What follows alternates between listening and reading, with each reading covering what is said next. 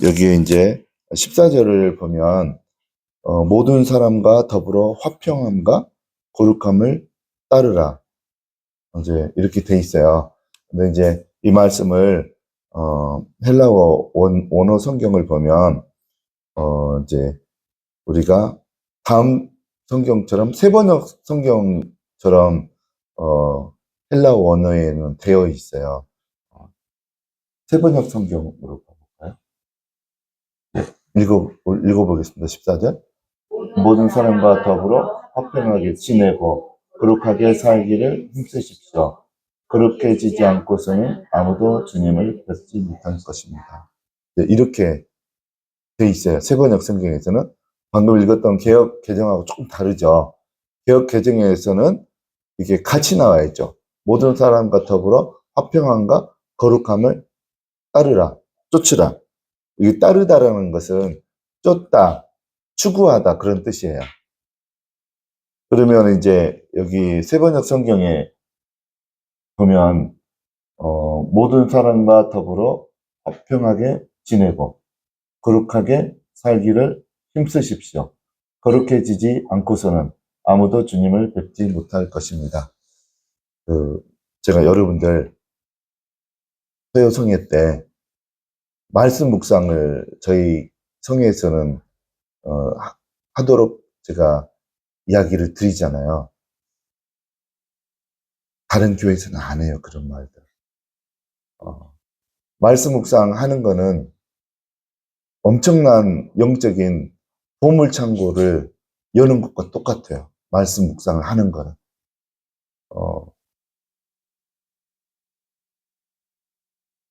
하비쿡스라는 분이 이제 그런 말을 했어요.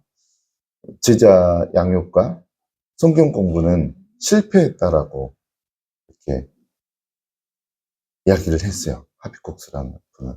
제자 훈련과 성경 공부는 실패했다.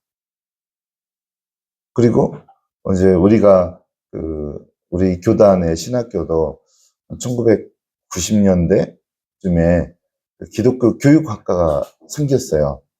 교육학과. 그래서 이제 거기에서 배출된 분들이 교회에서 이제 어린이, 중학교, 고등학교 이런 교회학교 교사로서 전문적으로 이제 사역을 하기 시작했어요. 교회에서. 그러면 뭐 이제 유초등부 담당해서 이제 전도사님들이 가르치죠. 그러면 이제 큰 교회에 가면 보통 부모님들이 아이들을 데리고 와서 어떻게 합니까? 한 6, 7살 유아부 아이들 데려와서 어떻게 하고 하루를 지냅니까? 유아부에 맡기고 본인들의 뭐 예배를 드린다든가 다른 일을 하고 또 이제 끝날 때쯤에 데리고 가는 거죠. 어떻게 보면 신앙 교육이 부모로부터 이렇게 되어지는 게 아니고 학교에 맡기는 거예요. 근데 이제 하비쿡스라는 분이 이야기했듯이 제자 양육과 성경 공부는 실패한 시스템이라고 그렇게 이야기를 했어요. 저도 거기에 동감을 해요. 교회에서 하는 제자 양육과 성경 공부만 가지고 이렇게 하는 어떤 신앙의 훈련들은 한계가 있고 거기 안에서 이렇게 깊은 어떤 신앙의 성장이나 하나님을 깊게 만나는 것들은 될 수가 어려워요. 아예 안 되지는 않겠지만 어려워요. 그러면 어떤 것이 제자 양육과 성경 공부하는데 더 지름길인지 아세요, 여러분들? 어떤 것이? 말씀 묵상이에요. 말씀 묵상. 말씀 묵상을 하면 제자로서 서는 것도 가능하고 성경 공부를 이 지상에 있는 굉장히 유명하고 학식이 있는 목사님으로부터 배우는 것보다 더 깊게 성경이 이해가 되고 더 가르침을 받을 수가 있어요. 왜 그러냐면 말씀 묵상은 성령님께서 직접 가르치시는 것이기 때문에 그렇습니다. 그래서 저는 어떤 제자 훈련이나 성경 공부를 따로 하지 않고 저는 말씀 묵상을 하게 해요. 그러면 이 두 가지 굉장히 중요한 요소들이 충분하게 충족이 됩니다. 그러면 여러분들 12장 14절만 한번 우리 개역개정으로 한번 다시 읽어볼까요? 12장 14절 읽겠습니다. 모든 사람과 더불어 화평함과 거룩함을 따르라. 이것이 없이는 아무도 주를 보지 못하리라. 여러분들 이 말씀을 여러분이 말씀 묵상을 했다라고 생각을 해보세요. 그러면 말씀 묵상하는 사람들은 이 말씀을 어떻게 대해야 됩니까? 이 말씀을 묵상을 한다. 그럼 어떻게 이 말씀을 대해야 됩니까? 제가 말씀 묵상의 기본은 어떻게 하라고 그랬습니까? 적용 큐티로 하라 그랬잖아요. 적용. 여러분들 말씀 묵상하는 사람들은요. 무서운 사람들이에요. 말씀 묵상하는 사람들은 무서운 사람들이에요. 그 영성을 따라올 자들이 없어요. 여러분들 인정하십니까? 말씀 묵상하는 사람들은 이 말씀을 가지고 적용을 해서 본인한테 실행에 옮겨요. 그러면 이 말씀을 말씀 묵상하는 사람들은 어떻게 이것을 받아들이냐면 하나님의 명령으로 받아들여요. 이거 분명히 명령형으로 되어 있잖아요. 바울이 성령의 감동을 받아서 하나님의 자녀들에게 주시는 하나님의 말씀인 거예요. 그러면 이 말씀을 말씀 묵상하는 사람들은 하나님의 명령으로 받아들여요. 그러면 명령으로 되어 있는 성경 말씀은 다 지켜서 행해야 되는 거예요. 이거에 대해서 세상 마지막 날, 결산의 날 때 하나씩 다 카운트해요. 이 말씀 너 지켜서 행했는가, 행하지 않았나. 근데 말씀 묵상이 안 되어 있는 사람들은 이 말씀을 통해서 얻을 수 있는 게 하나도 없어요. 그냥 이런 말씀 있나 보구나. 좋은 말씀이네. 이제 이 정도로 끝나요. 근데 말씀 묵상하는 사람들은 이거를 이제 적용을 시켜요. 보세요. 이것이 없이는 사람들과 화평하는 거. 화평한다는 게 어떤 뜻이에요? 화평한다. 거꾸로 한번 단어를 뒤집어 보세요. 평화하는 거. 사람들과 평화롭게 지내는 거. 그게 화평하는 거예요. 그 다음에 사람들과 함께 거룩하게 지내는 거. 이것이 없으면 주님을 못 본다잖아요. 하나님을 못 본다잖아요. 그러면 이걸 다른 말로 하면 무슨 말이겠습니까? 천국에 못 간다는 소리잖아요. 천국에. 하나님은 천국에 계시는데 하나님의 얼굴을 못 본다는 것은 천국에 못 들어간다는 소리죠. 그러면 이 말씀은 굉장히 무시무시한 말씀인 거예요. 그러면 이것을 가지고 구체적으로 적용해 보세요. 우리에게 나하고 어떤 사람 가운데 평화가 깨어져 있다. 불편한 어떤 관계이고 평화가 깨져 있다. 이렇게 얼굴 보는 게 껄끄럽다. 그러면 화평한 단계가 아닌 거예요. 평화한 단계가 아닌 거예요. 그럼 심각한 거죠, 그게. 심각한 거예요, 그거는. 그러면 하나님 얼굴 볼 생각하지 말라는 소리예요. 그러면 이제 여러분들 쉽게 이런 관계는 어디에서 찾아볼 수 있냐면 온 가정에서 찾아볼 수 있어요. 온 가정. 지금 현재 가정 말고 여러분들이 어렸을 때부터 자라왔던 여러분의 어머니, 아버님, 형제들 가운데서 살면서 이렇게 관계 가운데서 혹시 평화가 깨진 그런 상대가 있다라고 하면 화평이 이루어지지 않은 거죠. 지금 나이가 많이 들었고 여러분들도 결혼을 했다고 해도 이런 원리는 사라진 거는 아니에요. 여러분들이 다 어른이 됐고 나이가 들었어도 여러분의 온 가정의 가족들, 그러니까 아버지, 어머니, 형제들과 관계에서 이 평화가 이루어지지 않은 관계가 있다라고 하면 하나님 얼굴 볼 생각하지 말란 소리예요. 그러면 어떻게 해야 되겠습니까? 여러분의 온 가정의 관계에서만 말하는 게 아니에요. 모든 사람과의 관계에서. 모든 사람과의 관계예요, 여기는. 이렇게 적용을 해야 되는 거예요, 말씀 묵상. 그래서 이 말씀을 노트에 적어 놓고 이제 적용을 해야 되는 거예요. 내가 나하고 관계에서 평화가 깨진 사람이 누군가. 이렇게 적는 거죠, 노트에다가. 나하고 평화가 깨진 사람이 누구 있나. 노트에 적어 놓으시고 잠깐 성령님의 인도하심을 구해야 돼요. 하나님, 내가 지금까지 살면서 평화가 깨진 사람이 누구 있습니까? 그러면 여러분 마음에 하나님이 감동을 주세요. 여러분과 관계가 안 좋은 사람, 지금 현재 얼굴 쳐다보지도 않는 사람, 관계를 끊은 사람, 가족이나 또 교회 식구들 가운데, 성도들 가운데 분명히 있어요. 이혼하고 지금 현재는 안 보고 있는 사람. 그건 정확하게 100% 평화가 깨지는 관계예요. 이혼하면 끝난 게 아니죠. 영적으로는 결산할 일이 남아있는 거예요. 사람들은 이혼하면 안 보니까 그냥 끝났다고 생각하는데 심판에 날 때는 무시무시한 판결이 남아있는 거죠. 이 말씀에 의해서. 그래서 일단은 우리가 우리 온 가정에서 관계 가운데, 가족 가운데 평화가 이루어지지 않은 분이 있다라고 하면 하나님의 명령이에요. 어명을 그러면 다 지키잖아요.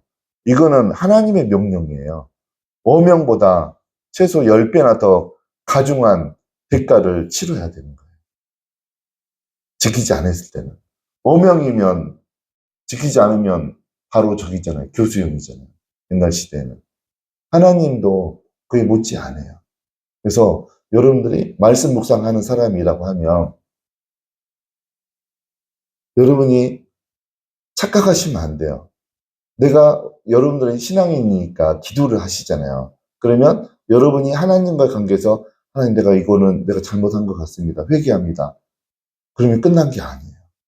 그 사람과 화평이 이루어졌냐는 거예요. 사람과. 우리가 신앙인이니까 기도로 하나님 앞에서 죄 지은 것은 용서를 받을 수 있죠. 근데 그 사람과 화평을 이루었냐는 거예요. 관계 가운데. 그거 안 된 거는 안 된 거예요. 관계가 회복이 안 된 거예요. 하나님은 그것을 원해요. 근데 이제 말씀 묵상이 습관이 된 사람들은 과감하게 거기까지 내려가요. 보통의 사람들은 자존심 때문에 안 하거든요. 내가 뭐 크게 잘못한 것도 없는 것 같은데 내가 무슨 회개할 일도 아닌 것 같다라고 생각하니까 안 하거든요. 그러면 이제 심판에 날 때 늦은 거예요, 그때는. 심판대 앞에 서버리면 하나님 얼굴 볼 생각 하면 안 되는 거예요. 그 다음에 또 거룩함을 추구하라 그랬잖아요. 거룩함. 사람들과 함께. 사람들과 화평과 거룩함을 추구해야 되는데 이걸 방해하는 것들이 있어요. 이것을 방해하는 것들이 분명히 있어요. 어떤 사람들이 이게 잘 안 됩니까? 어떤 사람들이? 사람들과 관계에서 화평하고 평화하는데 그게 잘 안 되는 사람들이 있고, 그 다음에 거룩함을 아예 추구할 마음도 없는 사람들이 있어요. 사람들 가운데는. 왜 그럴까요? 원인이 있어요. 두 가지 원인이 있어요. 두 가지가 있어요. 첫 번째는 악한 영들이 그렇게 하는 거예요.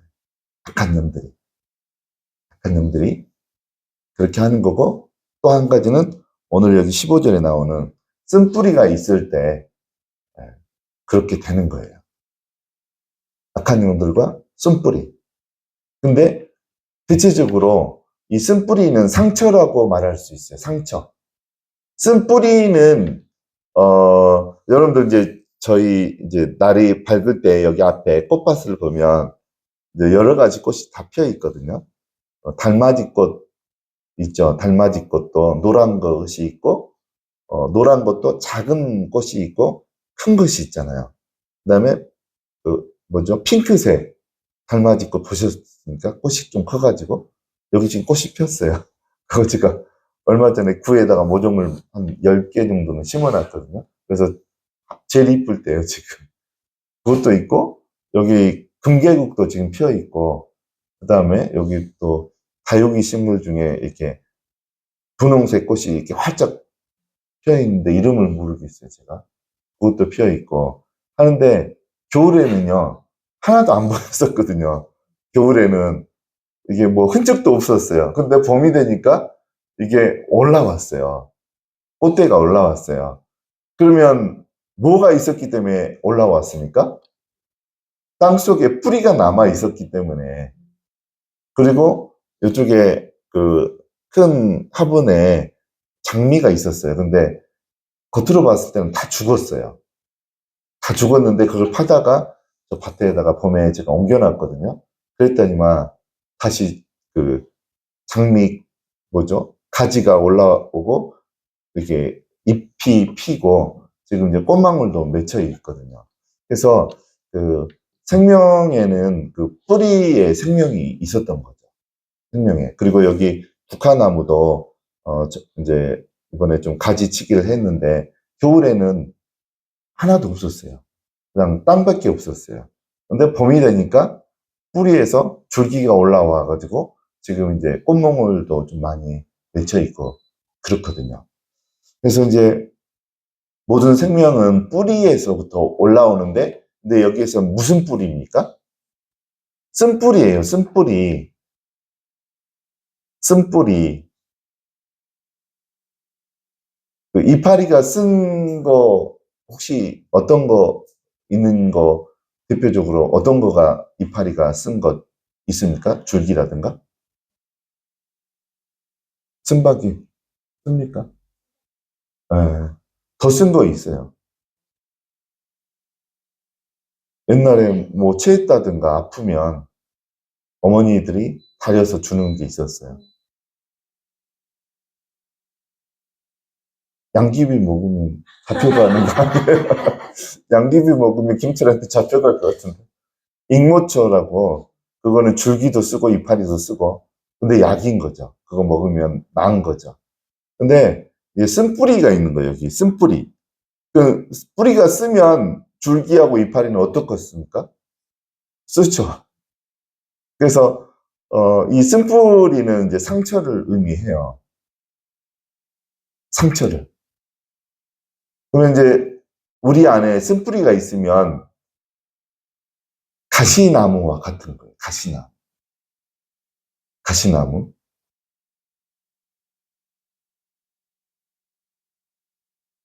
가시나무가 이제 보통 사람들이 산에 다닐 때 등산길로만 가잖아요. 근데 등산길이 아닌 곳은 잘 안 가게 된 이유 중에 한 가지가 가시나무들이 그 등산길 아닌 데는 많거든요. 가다 보면 찌르기도 하고 또 갑자기 낭떠러지가 있을 수도 있고 하니까 등산길 정해진 곳에서만 이제 우리가 등산을 하는 경우가 많죠. 그래서 이제 쓴뿌리라고 하는 것은 상처라고 볼 수 있는데 사람 사이에 화평하지 못하게 만들고 거룩하지 못하게 만드는 거는 저는 이 두 가지라고 봐요. 두 가지. 악한 영과 상처라고 봐요. 그게 있으면 사람들과 함께 평화하지 못하고 거룩함 가운데 나아가지 못해요. 이제 저희 중학교, 고등학교 동창이 한 명 있어요. 시골에. 시골에 있는데 저희 아내가 싫어해요. 그 친구를. 한 번씩 보면 이제 입만 벌리면 음담패설을 늘어나요. 음담패설. 그런 분들 혹시 보셨나요? 꼭 말의 대화의 중심에는 음담패설이 들어있어요. 그래서 저희 아내가 되게 싫어해요. 맞죠? 네. 그래서 저는 이제 친구니까 만나는데 자주 만나지는 않아요. 그래서 이제 그렇게 보면은 그 말 자체가 되게 거룩하지 못한 거죠. 거룩하지 못한 거고, 그다음에 그 우리가 이제 또 그런 부분도 좀 생각을 해야 될 게 어떤 거냐면, 어떤 사람은 만나는 사람마다 싸우는 사람들, 모든 사람들하고 다 싸우는 분이 있어요. 성품이 좋은 사람하고도 만나도 싸우고, 성품이 불같은 사람하고 만나면 이제 그 진화가 안 될 정도로 이제 싸우게 되고, 그러면 이제 그분들 당사자들은 이제 상대방만 이제 탓하죠. 본인은 괜찮은데 다들 나를 화나게 만든다. 이렇게 가는 거죠. 근데 결국은 싸우게 되면 50%는 본인한테도 책임이 있다라고 보셔야 돼요. 상대방만 잘못된 경우는 거의 없거든요. 그래서 이 말씀을 통해서 우리가 알 수 있는 게, 사람들과 합병하지 못하게 만들고 거룩하지 못하게 만드는 것은 두 가지밖에 없는 거예요. 악한 영들과 상처가 있으면 이런 삶을 사는 거죠. 화평하지 못하고 거룩을 추구하지 못하는 그런 삶을 살 수밖에 없죠. 그래서 여러분들, 말씀 묵상은요, 굉장히 무서운 거예요. 나를 다 뜯어 고치는 거예요. 근데 그 안에 나를 바라볼 수 있는 용기가 필요해요. 대부분의 사람들은요, 자기의 진면목을 목도를 하게 되면 굉장히 화가 나요, 보통. 화가 나요, 화가. 자기의 진면목. 내가 이렇게 형편이 없었나. 나를 바라보는 게 자신이 없어요, 보통의 사람들은. 그래서 잘, 자신을 보려고 안 해요, 보통의 사람들은. 그게 무섭거든요. 나의 모습을 내가 인정한다는 거. 내가 얼마나 내 속에 하나님이 기뻐하지 않는 그런 어떤 성품이라든가 모습들이 있는가에 대해서 두렵기 때문에 자기 자신을 보통의 사람들은 안 보려고 그래요. 안 보려고. 그러면 이제 많은 시간을 허비하는 거죠. 근데 말씀 묵상하는 사람들은 하나님이 성령님을 통해서 나의 모습을 보여주시면 과감하게 볼 용의가 있고, 또 하나님이 고치시라고 하는 어떤 부분이 있다라고 하면 과감하게 고칠 용의가 있는 사람들은 말씀 묵상을 해요. 근데 그럴 용기가 없는 사람들은 말씀 묵상이 안 되게 돼 있어요. 나는 왜 말씀 묵상이 안 되느냐? 나 자신을 볼 용기가 없는 사람들. 그럴 마음이 없는 사람들이죠. 그러면 말씀 묵상이 안 돼요, 그분들. 근데 내가 어떤 모습이든 성령님을 통해서 나의 고쳐야 될 부분들을 성령님께서 가르쳐 주시고 이야기해 주시면 나는 나의 모습을 고치고 수정할 용의가 100% 있습니다. 그런 사람들은 말씀 묵상하게 돼요. 그래서 여러분들은 오늘 이것을 히브리서 12장 14절 말씀을 묵상했다라고 생각하시고 좀 이따 기도할 때 여러분이 여러분과의 관계에서, 사람들과 관계에서 평화가 깨진 사람, 다시 얼굴을 안 쳐다보고 있는 사람, 얼굴 안 보고 싶은 사람, 여러분 안에 있으면 화해하셔야 돼요. 그 사람이 살아있으면 살아있는 그 사람한테 화해하셔야 돼요. 하나님한테 기도만 해가지고는 해결된 거 아니에요. 하나님과 화해하라고 안 돼 있어요. 그 사람과 화해하라고 돼 있어요. 그렇게 하는 게 말씀 묵상하는 거예요. 그러니까 실제로 그럴 용의가 없는 사람들은 말씀 묵상을 안 하게 돼 있어요. 안 돼요. 그럴 용의가 없으니까 내 속에. 그러니까 말씀 묵상하는 사람들은 무서운 사람. 하나님이 쓸 수밖에 없어요, 그런 사람들. 그래서 오늘 일단 기도하실 때 여러분과 평화가 깨진 사람, 하나님한테 물론 회개 기도도 해야 되지만 당사자한테 미안하다고, 내가 잘못했다라고, 멀리 떨어져 있으면 전화라도 하셔야 돼요. 진심으로. 내가 잘못한 부분이 있다라고. 그렇게 하시는 게 말씀 묵상하는 거예요. 여러분들 이제 요즘에 우리 오기 그 말씀 묵상방에 말씀 묵상하고 올리시는 거 보면 말씀 묵상이 아니에요. 그거는 본문 적어놓고 하나님 나는 이렇게 살기를 원합니다 라고 딱 말씀 적어놓고 기도만 적어놓은 분들이 있어요. 그거 말씀 묵상 아니에요. 적용해가지고 나하고 화평이 깨진 사람이 누가 있습니까? 성령님 알려주십시오 하고 하나님께서 성령님을 통해서 내가 관계 회복을 해야 될 사람 있으면 이름을 적어야죠. 거기다가 큐티 노트에다 이름을 적으셔야 돼요. 나의 둘째 형 누구누구, 나의 아버지 누구누구, 나의 뭐 큰아버지 누구누구. 그걸 적어야 되는 거예요. 그리고 그러면 내가 그러면 하나님이 이분과 화평하라고 마음에 그 깨달음을 주셨으니까 그러면 내가 어떻게 화평하기를 원하십니까? 그것도 물어보셔야 돼요. 그러면 성령님께서는 구체적으로 이야기해 주세요. 구체적으로. 뭐 지금이 10시지만 전화해서 과거의 일들을 이야기하면서 정말 내가 잘못했다. 용서를 해주라. 그렇게 하던가 아니면 성령님께서 내일 당장 만나서 비싼 맛있는 음식을 사주면서 용서를 빌어라. 실제로 성령님은 그렇게 이야기하세요. 구체적으로. 그럼 그것까지 쓰는 게 말씀 묵상이에요. 근데 이제 지금 우리 오기 온전한 방에 보면 그냥 없어요. 중단이. 말씀하고 기도만 있어요. 기도도 내가 이렇게 되기를 원합니다. 내가 그거 쓰라고 안 했어요. 실행에 옮기고 난 다음에 기도하고 난 다음에 간략하게 기도의 내용만 쓰라고 그랬지 하지도 않은 걸 가지고 나 이렇게 되기를 원합니다. 그거 쓰라고 한 게 아니었어요. 제가. 그래서 이제 앞으로는 큐티 그 방에 단체톡방에 올리실 때 그렇게 하시기 바랍니다.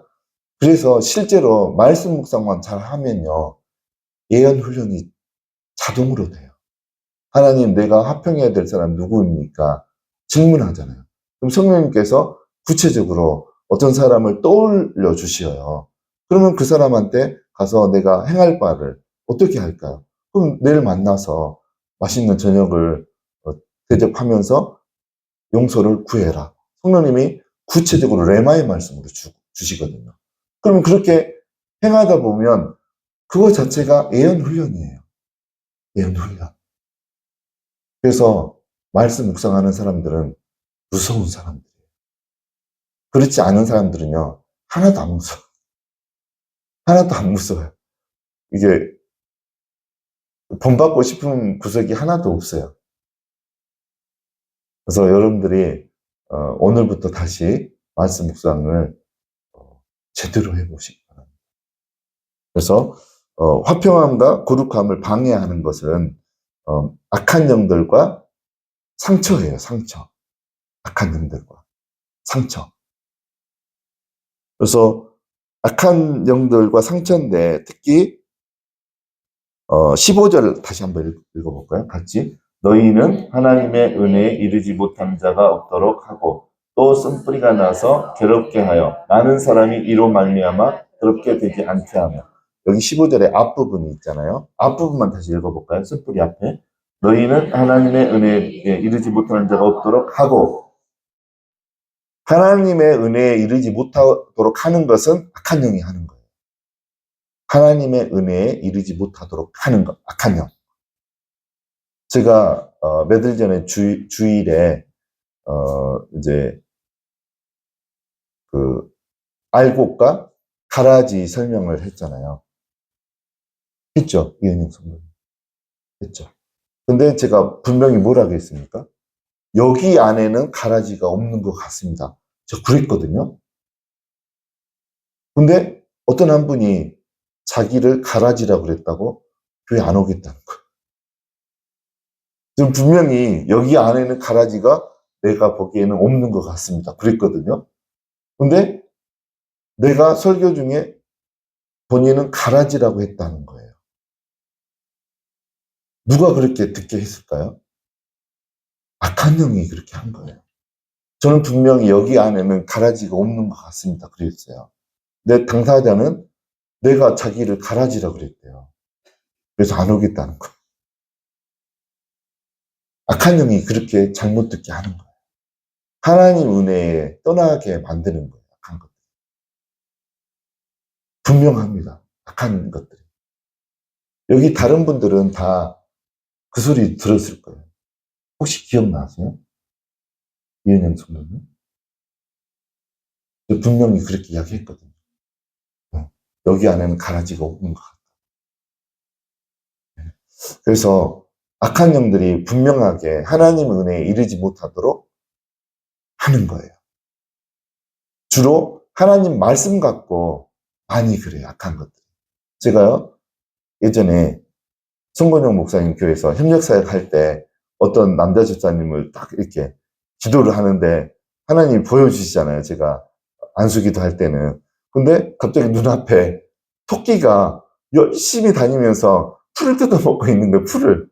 뜯어먹는 자리는 어떻게 이렇게 싹싹 뜯어먹었는지 뿌리만 남아있고 다 뜯어먹은 거예요. 이쪽 위에는 또 풀이 무성하게 나니까 세 마리가 옮겨가면서 싹쓸이를 하는 거, 풀을. 그게 보였어요. 그 남자 집사님한테. 그래서 내가 예언을 통해서, 그게 이제 예언이죠. 알게 된 게. 그러면 그게 해석이 뭐겠습니까? 해석이 뭐겠습니까? 제가 거기에 이제 협력사자 중에 그 집사님의 그 담임 목사님, 사모님이 같은 협력사였어요. 그래서 사모님한테 가가지고, 사모님, 여기 집사님 성경 공부하고 그 설교 들어도 신앙이 하나도 성장 안 되죠. 내가 물어봤거든요. 아니, 목사님, 그걸 어떻게 아셨냐고. 교회를 오래 다녔는데 신앙이 하나도 성장 안 되고 있대요. 그러면 제가 본 게 어떤 해석일까요? 뭐겠습니까? 그 토끼들이 뭐겠습니까? 악한 영이에요. 성경에는 그 씨 뿌리는 자가 씨를 뿌리면 첫 번째 밭에는 어떤 밭입니까? 길가밭이잖아요. 길가밭에 떨어지면 누가 와서 물어간다 했어요, 씨를? 새가. 근데 그 새는 마귀라고 돼 있어요. 마귀. 그러니까 그 집사님도 지금 그러고 있는 거예요. 설교 듣는가 동시에 토끼들이 와서 싹이 날만 하면 다 뜯어 먹어버려요. 그러니까 말씀이 마음속 깊이 침투가 안 되는 거죠. 근데 놀라운 거는 그분이 신학교를 갔어요. 신학교를. 그 담임 목사님이 그분의 영적 상태를 알거든요. 담임 목사님이 가지 마라 그랬는데 갔어요. 그래서 갔다가 중간에 학교를 자퇴했어요. 이제 어떤 이유들이 있었겠죠. 그래서 하나님의 은혜에 이르지 못하도록 하는 거는 악한 영이 분명히 하는 일이에요. 특별히 말씀을 10년 가운데 제대로 받아들이게 되면 살아계신 하나님을 만나게 되거든요. 그거가 싫은 거죠. 그러니까 악한 영들이 제일 이렇게 주로 하는 여러 가지 사역들 중에 주로 하는 게 하나님 말씀이 10년 가운데 깊이 들어가지 못하는 그 일을 하는 거예요. 그 일을. 그러니까 보통의 교회에서는 말씀 묵상을 안 가르치게 만드는 거죠. 말씀 묵상을 제대로 하면 살아계신 하나님을 만나거든요. 말씀 묵상을 제대로 하면 예언이 그냥 저절로 훈련이 되어지거든요. 하나님 음성 듣는데 굉장히 어려움이 없게 되거든요. 말씀 묵상을 하게 되면. 그리고 악한 영이 건들 수 없는 사람이 돼요. 말씀 묵상을 제대로 하게 되면. 하나님의 은혜에 도달하거든요. 말씀 묵상을 제대로 하면. 그래서 우리가 상처 치유 받아야 되는 것도 열심히 해야 되지만 동시에 신경 쓰고 열심히 해야 되는 거가 하나님의 은혜에 도달하지 못하도록 막고 있고 방해하고 있는 악한 영들도 쫓아내야 되는 거예요. 찾아내서 쫓아내서 아예 그냥 성령의 밧줄로 묶어서 예수님 앞에 보내버려야 되는 거예요. 그렇지 않는 이상 여러분들이 그 하나님 은혜에 깊이 들어가는 것은 방해를 받을 수 있어요. 특별히 하나님 은혜에 깊이 들어가서 말씀을 보면요. 저는 예전에 하나님 은혜를 맛보기 전에 그 누가 누구를 낳고 누가 누구를 낳고 재산을 이렇게 해라. 저는 저하고 전혀 상관없는 말씀인 것 같아가지고 레이기만 읽으면 통독할 때 그냥 훌쩍 뛰어넘어가요. 읽어도 은혜가 안 되니까 레이기만 읽어도. 근데 요즘에는요, 저는 레이기를 통해서 굉장히 깊은 영적 원리들을 발견해요. 제가 토요일 날도 그 레이기 20장 말씀을 가지고 몰렉 이야기 했죠. 몰렉. 그 최근에 제가 말씀 묵상하면서 하나님이 깨닫게 해주신 말씀들이에요. 몰렉에게 아이를 바치는 게 어떤 건지 제가 그림을 통해서 보여줬잖아요. 그 몰렉은 암몬 족속들이 가나안 족속 중에 암몬 족속들이 그 자기 아이들을 그 몰렉에게 바칠 때 그 동상 전 밑에 구멍에 놓으면 그게 아이가 떨어져 가지고 몰렉에게 불로 드리는 거죠. 그게 이제 몰렉에게 드리는 건데 그거는 가증스러운 거라 그랬어요. 가증스러운 일을 하는 거는 성경에 보면 돌로 쳐 죽이게 돼 있어요. 돌로. 근데 그거를 말씀 묵상을 저는 하잖아요. 그것을 적용해 보니까 죽음의 신에게, 죽음의 영에게, 사탄에게 내 아이를 바쳐서 죽이게 하는 거가 적용해 보면 몰렉에게 바치는 거예요. 거기에는 저주가 따라요. 그래서 저주 정도면 심각한 질병에 들어가요, 보통. 그러니까 많은 경우에 자기 아이를 죽음에 바치는 게 뭡니까? 적용을 해보면 뭐겠습니까? 낙태, 유산시키는 거. 그거예요. 그래서 공통적으로 낙태를 보통 2번, 3번, 4번 하신 분들은 많은 경우에 100%는 아니겠지만 많은 경우에 암으로 직결해요. 암으로 가요. 저는 예전에 저희 개척교회 초기에 천주교 교인을 제가 신앙 지도하고 기도, 치유 기도를 한 적이 있어요. 근데 그분은 췌장암 말기 상태에서 왔어요, 저희 교회. 그래서 상담하면서 보니까 낙태를 4번 하셨더라고요. 낙태를 4번. 2번은 아직 경제적인 상황이 안 돼서 아이를 키울 준비가 안 돼서 2번 낙태를 했고 2번은 자연유산을 또 하게 되고 그랬더라고요. 그래서 제가 당신의 췌장암의 원인은 낙태라고 이야기 드렸어요. 그래서 이제 낙태를 통해서 그 생명을 죽음에 내모은 거잖아요. 그러면 그거는 한이 5가지가 있어요. 한이. 그러면 그거는 통한에 속해요. 통한. 통증을 유발하는, 통증을 동반한 한이에요. 그러면 그거 놔두면 그냥 암으로 그냥 가요.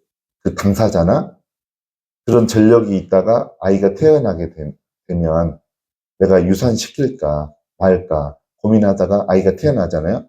그러면 낙태를 경험한 아이와 버금가는 상처를 안고 태어나요, 그 아이는. 굉장한 스트레스인 거죠, 그 아이는. 뱃속에 있었으니까 모르겠지 하면 안 되는 거예요. 그 아이는 세포가 IQ가 제가 1000이라고 그랬잖아요. 다 알고 태어나는 거예요. 그러니까 그 아이는 크면 원인도 모르고 그냥 시름시름 앓는 거죠. 깊은 우울증에 들어간다든가 그렇게 되는 거죠. 낮은 자존감 때문에 사회생활을 못하는 그런 아이들은. 그래서 모든 사람과 평화하라 그랬잖아요. 어떤 사람까지 평화를 우리가 화해 신청을 해야 되냐면 용서를 빌어야 되냐면 여러분의 자녀가 뱃속에 있었는데 낙태하려고 생각했다고 하면 그 아이는 심각한 충격을 안고서 태어난 아이예요. 그러면 그 아이한테 용서를 구해야 돼. 내가 실은 내가 뱃속에 있을 때 이런 마음을 가졌다. 내가 하나님 앞에 회개를 했고 이제 너한테 용서를 받아야 되겠다. 사람한테 용서 안 받은 것은 해결된 거 아니에요. 그래서 모든 사람과 더불어 화평하라고 했죠. 하나님과 화평하라고 되어 있지 않잖아요. 여기 14절에서는. 사람과 화평해야 돼요. 그래서 여러분의 자녀들한테 여러분이 낙태하려고 했던 마음이 있었다고 하면 용서를 구해야 돼요. 무릎 꿇고 용서를 구해야 돼요. 그러면 그 아이와 화평이 되는 거예요. 그러면 아이가 용서를 해줘야지 된 거예요. 나 엄마 용서 못해. 그러면 해결이 안 된 거예요. 그래서 하나님의 은혜에 이르지 못하게 하는 것은 악한 영들이 그렇게 하는 거고, 그 다음에 쓴뿌리가 있으면 어떤 일들이 벌어집니까? 쓴뿌리가 나게 되면 괴롭게 하여 많은 사람이 이로 말미암아 더럽게 되는 일이 벌어져요. 괴롭게 될 때 1차적으로 누가 괴로움을 당할까요? 쓴뿌리가 있으면? 쓴뿌리가 있으면요, 내가 먼저 육체에 질병이 오게 돼 있어요. 정신적으로도 문제가 발생하게 돼요. 쓴뿌리가 있으면. 뿌리가 쓴 거죠. 뿌리가 쓴 거. 상처가 있는 거죠. 상처. 대부분 악한 영들도 상처나 죄가 있어야지 자리 잡게 돼 있어요. 우리 안에 죄나 상처가 없으면 악한 영이 지나갈 수는 있겠지만 자리 잡지는 못해요. 근데 우리 안에 죄나 상처가 있으면 두루 다니다가 자리를 잡아버려요. 우리 속에. 그러면 이제 그거가 있죠. 이제 이번에 성에 오신 분들은 이제 아시겠지만 고린도전서 3장 16절 한번 볼까요? 네, 이번에 오신 분들은 성회 때 오신 분들은 들어서 알겠지만 읽겠습니다.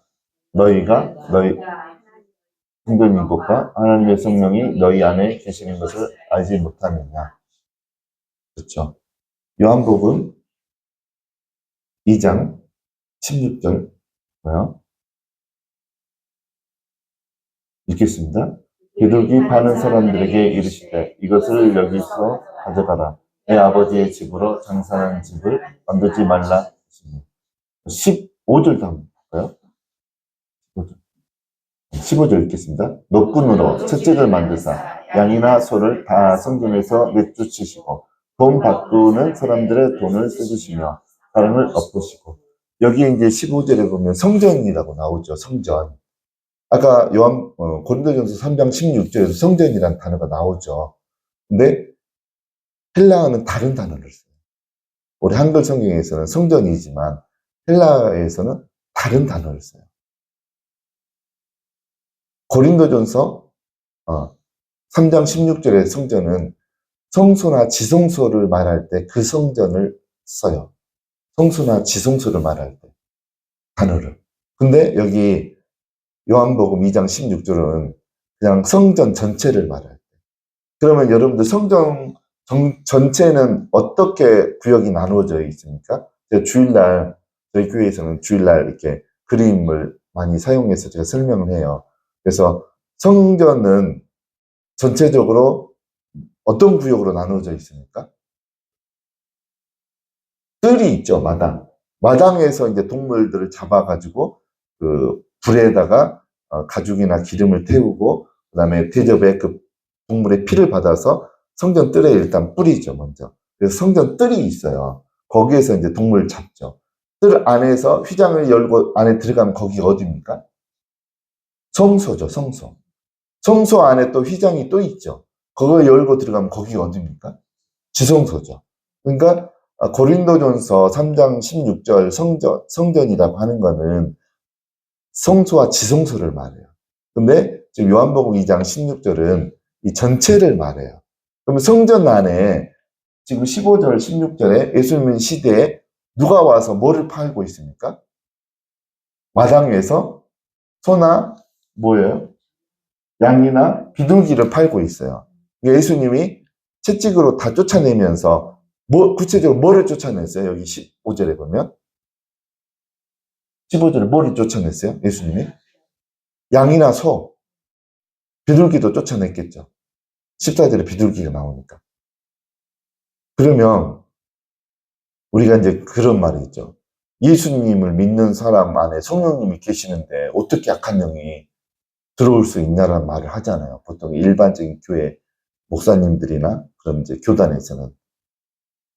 이것 때문에 그러는 거예요. 성전 안에는 성소와 지성소가 있는데 성령님은 성소 안에 거하시는 거예요. 우리 안에 성소에. 근데 뜰 안에 뭐가 있어요, 지금? 동물들이 있잖아요, 동물들. 성경에서는 동물들은 악한 영들을 의미해요. 악한 영들. 그래서 예수님이 뜰에 있는 소나 양이나 비둘기를 채찍으로 내쫓는 거예요. 그러니까 예수님을 믿는 사람은 성령이 거하시는 성전이잖아요. 성령님이 거하시는 성전이잖아요. 성수도 있고 성전 뜰도 있는 거예요. 그러면 성전 악한 영은 어디에 자리를 잡고 차지하냐면 어디겠습니까? 악한 영들은요, 우리 성소나 지성소에 못 들어와요. 성전 뜰에 있는 거예요, 뜰. 여기처럼. 동물들이 악한 영들이거든요. 영적으로 보면. 그러니까 이 개념으로 보면, 그 다음에 로마서 7장에 보면, 바울의 오랫동안의 고민이 그거잖아요. 자기 속에 성령의 법을 추구하는 속사람이 있고, 또 다른 한편은 죄를 쫓아가려고 하는 자기 속에 속사람이 있다라고. 다른 지체가 있다라고. 죄를 쫓아가려고 하는 속사람은 어디에 거하는 사람일까요? 마당 성전뜰이에요, 성전뜰. 거기에는 악한 영이 있는 것이죠. 그래서 여러분들이 누가 예수님 믿는 사람들은 성령님이 거하시는데 어떻게 악한 영이 있다고 말할 수 있느냐? 이 성경에 의해서 대답을 할 수 있는 거예요. 그래서 일단 쓴뿌리가 있으면, 상처가 있으면 내 자신이 괴로운 거예요. 여기 말씀처럼. 15절. 여러분들,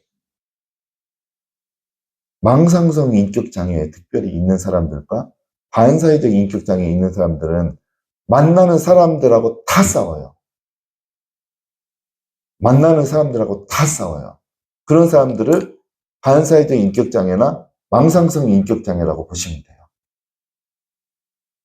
만나는 사람마다 싸우는 것도 어려운데 실제로 있어요. 그런 사람들이. 모든 사람들하고 다 싸워요. 근데 본인은 자기가 잘못됐다라고 한 번도 생각을 안 해요. 그게 병인 거죠, 병. 그게 병이에요.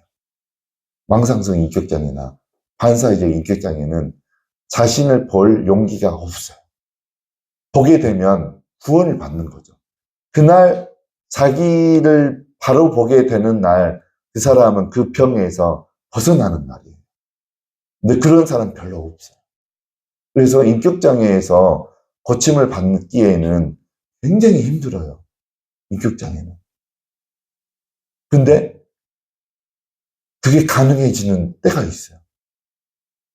어떨 때 그게 가능해지는지 아세요?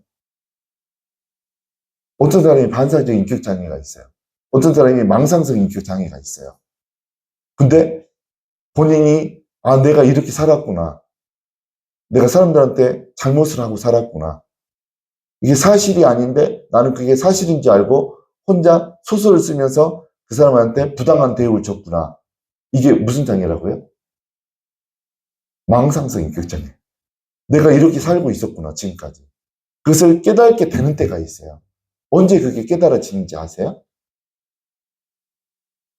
성령님이 깨닫게 해주실 때, 그게 의사들도 그거 못해요, 여러분. 제가 고등학생 때 정신과 의사가 장래 직업이었어요. 그러니까 저는 지금도 심리에 대한 거, 정신에 대한 책을 많이 읽어요. 근데 보면 그 일을 정신과 의사들도 못해요. 그러니까 엄밀하게 말하면 깊은 정신병들, 인격장애, 의사들이 못 고쳐요. 근데 성령님은 가능해요. 그래서 저는 거기까지 도달하려고 그래요. 제가 이왕 정신과 의사는 못 됐으니까 그걸 하는 목사가 되려고 작정을 했어요. 근데 그렇게 하는 분을 만났죠. 저는. 의식혁명을 썼던 데이비드 호킨스 박사님. 그분 크리스찬이에요. 그분은 그 일을 하시더라고요. 저는 그래서 지금 이제 남아있는 게 집중해서 그 상태까지 도달하는 거. 그래서 내가 사역할 때 성령님이 그 일을 나의 사역 가운데서 성령님이 하시면 저는 될 줄로 믿어요. 그게 되면 정신분열 환자들도 그냥 그 자리에서 나아요. 인격장애자들도 그냥 나아요. 놀라운 거죠. 우리가 육체 질병 고치는 것은 성령님의 능력을 받아서 그냥 돼요, 그거는. 근데 정신적인 인격장애라든가 정신분열은 그게 잘 안 돼요. 성령의 능력으로 이렇게 안수기도 하고 그래도 잘 안 되는 부분이 있어요. 왜 그러냐면 그거는 악한 영들만 작용해서 그렇게 된 게 아니거든요. 상처하고 복합적으로 이게 혼합되어 있을 때, 혼재되어 있을 때 되는 게 아까 이야기한 인격장애나 그런 것들이 쓴뿌리와 섞여 있는 것들. 그거는 성령의 능력을 받은 이제 축기에서 병을 고치는 그런 걸로만 가지고는 100% 성령의 능력을 다 받으면 저는 될 줄로 믿어요.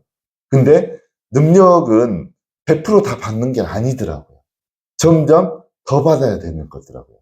기름 부으심을 계속 받으면서 예수 그리스도만큼 성령의 능력이 차야 되는 거예요. 근데 아직은 그게 저도 그렇고 거기까지는 안 갔어요. 성령의 능력을 받아도 예수님 분량만큼 받지를 못한 거죠. 근데 저는 성령의 능력을 예수님 수준만큼 받으면 정신병도 저는 치유될 걸로 믿어요. 근데 성령의 능력을 받은 분들 중에 그 정도까지는 아닌 것 같아요. 아직은 제가 보니까. 그래서 성령의 능력을 더 구하는 거죠. 여러분들 그래서 저를 위해서 기도를 좀 많이 해주시기 바랍니다. 저는 거기가 목표예요. 그래서 굳이 안수 안 해도 그냥 쳐다만 봐도 성령님이 가서 자기 인식을 하도록 해주는 그 역사가 저 목사님에게 그 일이 있게 해주십시오. 그러면 누가 먼저 혜택을 받습니까? 여기 계신 여러분들이 혜택을 받아요.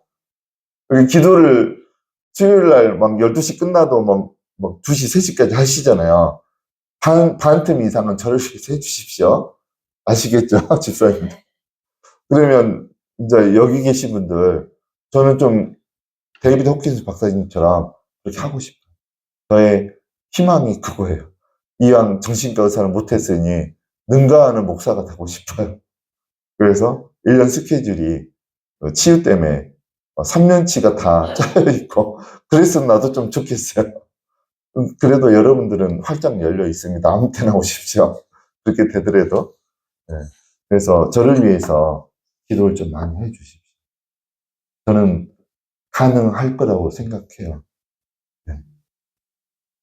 얼마나 많은 사람들이 정신분열이 있는데 교회를 가도 능력 사역자한테 가도 해결이 안 돼서 그냥 집에 방치되는 젊은 청년들 너무 많아요.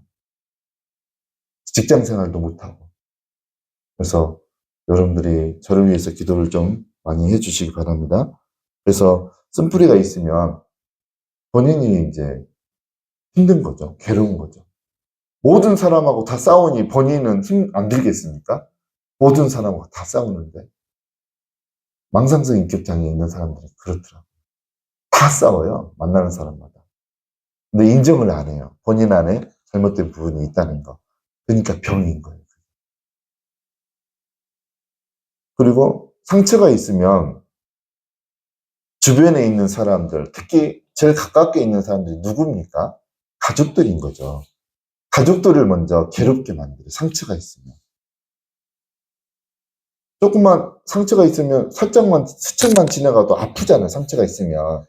상처가 회복이 되면 꽉 눌러도 안 아파요. 근데 스쳐만 가도 막 소리를 지르고 발광을 하고 그러는 거죠. 너무 과대하게 반응이 나타나고. 그거는 상처가 있다는 거예요. 그 사람 안에. 그래서 주변의 모든 사람들을 힘들게 만드는 거죠. 그러면 여러분들 중요한 게 저는 이제 지금 이 일을 계속 하고 있거든요. 그러면 여러분들이 악한 영들, 여러분들 하나님 은혜에 이르지 못하도록 만드는 게 악한 영들이라고 그랬죠. 그 다음에 사람들과의 관계에서 괴롭게 하고 본인을 힘들게 하고 그런 게 상처라 그랬잖아요. 그러면 이거 놔두면 안 되는 거예요. 놔두면 안 돼요. 결산을 할 때 결산을 봐야 돼요. 얼마나 치유를 받았는가, 얼마나 화평을 이루어냈는가. 하나님께서 결산을 하시거든요. 그렇게 하려면 치유를 받으셔야 되는데, 그래서 여러분들 열심을 내야 돼요. 내 안에 어떤 쓴뿌리가 있는지, 내 안에 어떤 악한 영이 하나님 은혜에 이르지 못하도록 하는지. 여러분들 말씀이 깊이 있게 못 들어간다. 100%예요. 아버지 상처 있는 거예요. 아버지 상처가 있는 분들은 하나님과 깊은 교제가 안 되게 돼 있어요. 아버지에 대한 상처가 있는 사람들은 구조적으로 그게 안 되게 돼 있어요. 근데 신기하게 아버지 상처가 치유가 일어나면 그냥 하나님과의 관계 가운데 말씀의 깊이가 굉장히 깊게 들어가 돼 있어요. 말씀이 읽는데 그냥 눈만 읽는 것 같다. 내가 거기에서 깊은 성경의 원리들을 깨닫는 게 없다. 아버지 상처 있는 거예요. 그래서 아버지 상처를 치유받으시기 바랍니다. 치유받는 것은 어렵지 않아요. 어떻게 아버지 상처 받아야 되냐면 여러분들이 아버지의 충분한 사랑을 받지 못한 것도 큰 상처인 거예요. 많은 남자 목사님들이 그것을 당연하게 여기는데 부모는 자녀들을 사랑하게 돼 있어요. 근데 그것을 받지 못하는 것은 엄청난 결핍인 거예요. 그러면 사람들은 결핍이 일어나면 다른 걸로라도 결핍을 채우려고 그래요. 어머니 상처도 마찬가지예요. 어머니의 사랑을 충분하게 받지 못하면 그 어머니의 사랑이라는 그 영역에서는 결핍이 있는 거예요. 그러면 다른 걸로 채우려고 그래요. 어머니의 사랑을 충분히 못 받으면. 그러면 이제 다른 걸로 뭘로 채우겠습니까? 쇼핑으로 채우고, 게임 중독으로 채우고, 술로 채우고, 그럼 술 중독이고요. 그 다음에 성적인 만족감으로 채우려는 분들은 성중독이고요. 관계로 채우려고 하는 분들이 있어요. 관계 중독인 사람들은요, 한번 관계가 이루어지면요, 새벽 4시, 3시, 2시, 맨날 전화해요. 카톡하고.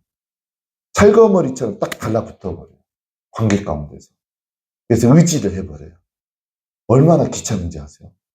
버겁게 돼요. 근데 그 사람은 부모의 사랑 중에 한쪽의 사랑이 결핍되어 있으니까 관계로 채우려고 하는 거예요. 그래서 중독은요, 상처 치유가 일어나면 중독은 끊어지게 돼 있어요. 그러니까 아버지나 어머니 상처 치유받으려면 여러분들이 여러분 기억이나 무의식 가운데 아버지로부터 결정적으로 상처받은 기억을 하시면 돼요. 어렵지 않잖아요. 또 때로는 성령님의 인도하심이 필요할 때가 있어요. 여러분의 어머니 뱃속에 있었을 때. 그때는 기억이 안 나잖아요. 그때는 성령님을 의지하시면 성령님이 다 알게 해주세요. 그 중에 있었을 때 아빠한테 어떤 사랑의 결핍이 있었나? 어머니한테 어떤 사랑의 결핍이 있었나?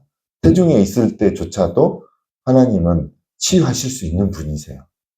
그렇게 해서 예를 들어서 5살 때 내가 심각하게 아빠한테 맞았다. 그 기억이 어렴풋하게 떠오른다. 그러면 그것 때문에 아버지 상처가 생긴 거예요. 그러면 어떻게 아버지 상처를 치유받냐면 5살 때 맞았을 때 아버지 사랑의 결핍으로 아버지로부터 받은 학대나 폭행으로 말미암아 내가 지금 손해본 것들이 있을 거 아니에요. 손해본 거. 말씀이 깊이 있게 안 읽어지고 또 나도 지금 현재 가정을 이루었지만 나도 아빠처럼 우리 애들을 때리고 있다. 사랑을 주지도 못하고 있다. 그거는 사람들은 안 본 거는 못하게 돼 있어요. 본대로 행하는 거예요. 아버지가 그랬기 때문에 내가 그렇게 가는 거예요. 그러면 굉장히 큰 피해인 거죠. 그래서 그런 것들을 가지고 5살 때 아버지로부터 맞았다든가 상처받았던 그 현장으로 가셔야 돼요. 그래서 내가 아버지 때문에 손해본 것을 가지고 따지셔야 돼요. 때로는 감정이 동반되셔야 돼요. 상처는 다른 말로 하면 뭡니까? 상한 감정이잖아요. 상한 감정이 상처예요. 그러면 상한 감정, 상처가 치유되려면 감정이 올라와야 돼요. 감정. 저처럼 감정을 잘 사용 못하는 사람은 그래서 하나님은 꿈에서도 상처 치유를 해주세요. 꿈에서도. 근데 여러분들이 감정을 이렇게 끌어올릴 수 있으면 기도하실 때 나를 막 뭐라 그러고 때리고 핍박하는 아버지한테 가서 과감하게 따지셔야 돼요. 내가 아버지 때문에 지금 이러고 살고 있다. 아버지는 자녀들을 사랑해야 되는데 당신이 아버지인데 왜 나한테 그렇게 했냐라고 따지셔야 돼요. 그러면서 감정을 폭발시켜야 돼요. 그러고도 아버지냐고 막 따지셔야 돼요. 울면서 따질 때 내 속에 이성은 상처가 치유됐다라고 인식을 해요. 아버지로부터 받은 상처가 치유됐다라고 인식을 해요. 그러니까 감정을 동반해야 돼요. 치유는. 어머니 상처도 똑같이 그렇게 하면 돼요. 근데 감정이 안 올라오는 사람이 있어요. 머리형인 사람들. 저는 그 애니어그램 유형 중에 머리형이거든요. 머리형들도 감정이 풍성하긴 하는데 잘 감정이 안 올라와요. 그러면 굳세게 기도하면 돼요. 하나님, 나는 도무지 감정이 안 올라와서 못 웁니다. 하나님께서 역사해 주셔가지고 꿈속이라도 나 치유받고 싶습니다. 저 그렇게 했거든요. 그러니까 하나님께서 꿈속에서 아버지 치유해 주셨어요. 그래서 내가 많이 이야기했죠. 리어카를 끌고 가는, 제가 초등학교 한 1, 2학년 때 꿈속에서 아버지 앞에 가가지고 삿대질 하면서 아버지가 왜 형을 때려가지고 형한테 맞게 했냐고. 내가 그냥 뭐죠? 그 소리 지르며 허리가 굽어지면서 왜 그랬냐고 하면서 막 소리 지르잖아요. 꼬맹이가 아버지한테 허리 굽혀가면서 아버지냐고 당신이 왜 형을 때려가지고 우리를 맞게 했냐고 막 고래고래 소리 지르고 막 삿대질 하면서 그러고도 아버지냐고 그러면서 꿈에서 울음보가 터져버린 거예요, 제가. 그래가지고 제가 일어나니까 베개가 흥건하게 젖어 있는 거예요. 그러니까 실제로 울은 거예요. 꿈에서 울었는데 실제적으로 내가 육체가 운 거예요. 그래서 아버지 치유가 일어났어요. 그러니까 상처 치유는 어렵지 않아요.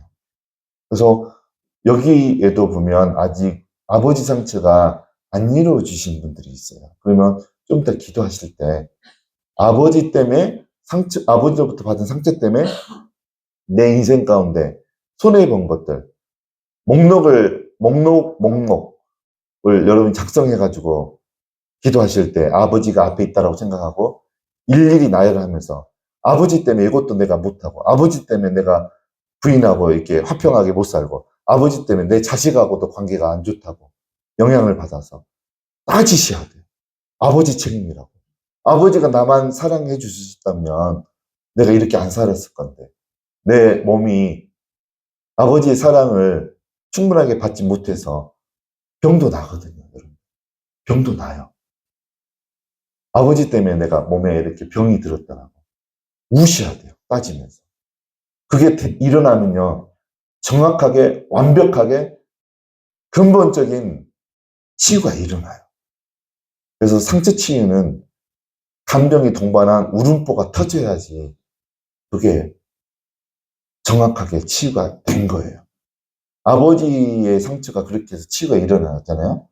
일단 달라지는 게 성경을 읽을 때 말씀이 이제 심령에 들어오기 시작해요.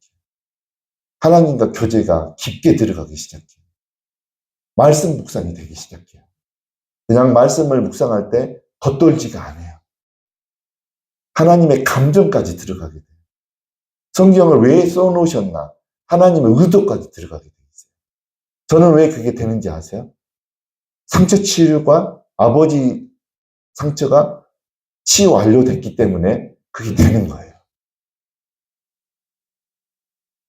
그래서 말씀 묵상이 되는 분들은, 상처 치유가 되는 분들은 하나님께서 귀하게 쓰는 하나님의 종이 될 가능성이 높아요. 어머니 상처도 마찬가지예요. 어머니의 사랑을 충분하게 받지 못하게 큰 딸들은요, 동성애 가운데 들을 가능성이 높아요. 동성애. 어머니의 사랑을. 왜 그러겠습니까? 어머니의 사랑이 끊어졌으면 어머니의 사랑, 동성의 사랑을 갈구하게 되거든요. 그러니까 남자 아니고 여자를 그 사랑의 대상자로 끌어당기게 돼 있어요. 어머니의 사랑을 받지 못하고 큰 딸들은. 그러니까 그 딸은 남자를 사귀는 게 아니고 어머니의 사랑을 해줄 수 있는 여성을 파트너로 구하는 거죠. 또 반대로 생각하면 뭐겠습니까? 아들들은 아버지의 사랑을 충분하게 받지 못하면 100%다 그러는 거 아니에요. 그러니까 여자의 사랑을 경험하기 전에 아버지 사랑이 없는 거예요, 그 사람은. 그러니까 이성의 사랑은 아직 필요하지 않은 거예요. 그러니까 남자의 사랑을 추구하는 거죠. 그래서 동성애로 갈 가능성이 높아요. 100% 그렇지는 않지만. 그러니까 아버지 사랑이 결여가 된 거예요. 그러니까는 부모의 사랑이 결여되면 아이들은 정상적으로 크기에 어려움이 있어요. 또 그래도 하나님의 은혜로 잘 크는 사람들도 있죠. 진짜 하나님의 은혜죠. 그거는 누군가 기도를 많이 해준 사람일 거예요. 그러면 영향을 안 받을 수도 있어요. 누군가 기도를 많이 해줬다고 하면. 그래서 이제 내 속에 악한 영들과 상처는 언제까지 해야 되냐면요. 심판대 앞에 설 때까지 해야 돼요. 언제 한 번 하고 다 완료가 안 돼요. 끊임없이 해야 되는데 악한 영들과 상처는 제가 무엇만큼 많다고 그랬어요? 누가복음 5장에 보면 지붕에 기와장만큼 많다고 그랬어요. 한옥 지붕 올라가 보세요. 기와장 얼마나 많아요? 그만큼 많아요. 그것을 거치고 나면 진정한 치유가 일어나요. 그 걷어낼수록 치유가 일어나요. 누가복음 5장 말씀이 그 말씀이거든요. 그래서 제가 이제 이번에 우리 원동철 목사님이 성에 가서 제 바로 옆자리에 누워서 주무셨거든요. 근데 예전에는 제가 코골이 때문에 아침에 일어나면 제 오른쪽에 분명히 잘 때는 쫙 잤어요. 예전에는요, 제 오른편에 목사님들 두 분이 없고 왼쪽에 목사님 두 분이 없어요. 그래서 나중에 물어보면 목사님 주무시다 어디 가셨어요? 하니까 너무 제가 코를 땡크처럼 걸어가지고 그 사우나실 갔다는 거예요. 사우나. 아니 2층 숙소로 내려갔다고 하는 거예요. 근데 이제 제가 그것을 그냥 지나치지 않고 저희 아들들이 날씬한데 코골이가 심한 거예요. 그러면 그거는 정상적이 아닌 거예요. 그래서 하나님 앞에 하루는 하나님 우리 아들들은 결혼을 하면 내가 걱정이라고. 저 정도면 며느리들이 우리 아들들하고 한 방에 안 잘 수 있는 수준의 코골이인 거예요. 아들들. 너무 심해가지고. 걱정이잖아요. 그러면 같은 방에서 안 자면 이혼할 가능성이 높아집니다. 그래요, 실제로. 각방을 쓰면 이혼할 가능성이 높아지는 거예요. 신앙인들도. 그래서 걱정인 거예요, 저는. 아들들이 결혼하기도 전인데 코골이가 너무 심해서. 그래서 제가 이제 문제를 해결하려고 이제 제가 여기 앞에 자리 하루는 저녁에 와서 하나님, 제가 코골이가 저도 그렇게 뚱뚱한 거는 아닌 것 같은데 사람들이 탱크가 지나가는 것보다 더 심하다고 하는데 왜 그렇습니까? 하니까 아내랑 같이 기도할 때 하나님이 처음으로 그런 소리를 했어요. 할머니 집안에서 섬겼던 악한 영들, 집안에서 섬겼던 제사받은 영, 그러면서 그 영을 보여주셨어요, 제 눈에. 그래서 그것 때문에 그것이 코골이의 원인이라고 이야기를 해줬어요. 그리고 생각해 보니까 모든 게 해석이 다 되는 거예요. 저는 아들이 6인데 저만 저희 할머니랑 잤거든요. 어렸을 때부터. 한 중학교 들어가기 전까지. 저만. 그러니까 저희 형제들 중에 할머니의 영향을 제일 많이 받은 사람이 저예요. 저. 그리고 저희 할머니 집안은 또 옛날에 해석이 안 됐던 게 있었어요. 저희 할머니가 시집 오고 난 다음에 나중에 6.25가 터졌거든요. 근데 저희 할머니 집안이 그 영산포, 나주 영산포에서 지주 집안이었어요. 근데 이제 북한군들이 식량을 지주 집에서 뺏어갔잖아요. 그래서 안 주면 뭐 죽이니까 식량을 줬나 봐요. 근데 수복되고 난 다음에 북한군에게 식량을 줬다라고 집안이 몰살당했어요. 할머니 집안이.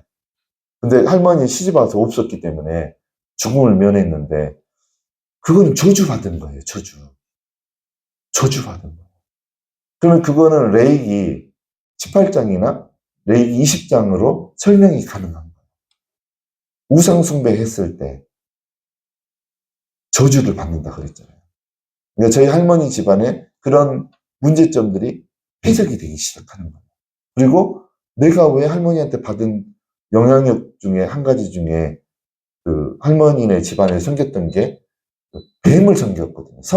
성주신. 뱀을 섬기는 거예요. 그래서 제가 코골이를 낫기 위해서 하나님께 기도했을 때 하나님이 보여주신 게 그거였어요. 뱀이었어요.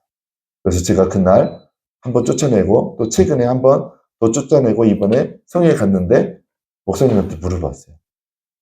그냥 일반적인 코골이 정도 수준으로 소리가 내려왔더라고. 그랬어요. 그러니까 저는 이제 기도로 말미암아 이제 그런 악한 영들이 나한테 영향을 끼쳤다. 그리고 제가 그랬다고 했잖아요. 처음으로 영적 세계를 보기 시작할 때 처음 본 존재가 저는 뱀을 봤었어요. 근데 지금 생각하니까 할머니로부터 할머니 집안에서 성기운을 받았던 그놈이었어요. 그놈. 내 할머니랑 늘 같이 사니까 그게 나한테 넘어온 거였어요. 그래서 모든 게 해석이 되기 시작했어요. 그래서 나한테 제일 심각하게 영향을 끼쳤던 것은 그 성주신이었던 거예요. 그래서 여러분들도 그렇게 치유받아야 될, 쫓아내야 될 악한 영들을 하나님 앞에 집중하면 알아낼 수 있어요. 그래서 저희 아내가 이 시간 짧게 간증하겠습니다. 놀라운 거 하나를 해결했어요, 이번에.